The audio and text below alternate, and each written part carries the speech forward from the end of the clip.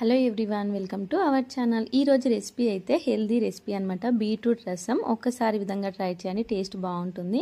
ముందుగా medium size బీట్రూట్ని తీసుకొని peel off చేసేసుకొని చిన్న ముక్కలుగా కట్ చేసుకొని ఒక గిన్నెలోకి వేసి వాటర్ని వేసి ఉడికించుకోవాలి. ఇప్పుడు ఒక రోల్ తీసుకొని దాంట్లోకి మిరియాలు జీలకర్ర వేసుకొని కొంచెం దంచుకున్న తర్వాత పచ్చిమిర్చి వెల్లుల్లిని కూడా వేసేసి ఇంకొంచెం దంచేసి ఇంకా దీంట్లోకి ఉల్లిపాయ అలానే టమాటో ముక్కలు కూడా పచ్చివే వేసుకొని ఈ విధంగా కోర్సుగా దంచుకోవాలి. ఇప్పుడు బీట్రూట్ ఉడికింది కదా, దాన్ని మిక్సీ జార్లోకి వేసుకొని మిక్సీ పట్టేసుకోవాలి. ఇప్పుడు స్టవ్ పైన ఒక కడాయి పెట్టుకొని ఇందాక రోట్లో చేసుకున్న ఉల్లిగడ్డ టమాటో పేస్ట్ అలానే మిక్సీ పట్టి పెట్టుకున్న బీట్రూట్ పేస్ట్ని కూడా వేసేసుకొని కొంచెం చింతపండు రసం ఒక కప్ అంతా వేసేసుకొని ఇంకా తగినన్ని వాటర్ని అలానే టేస్ట్కి సరిపోయినంత ఉప్పు కొద్దిగా బెల్లాన్ని వేసుకొని బాగా మరిగించుకోవాలి.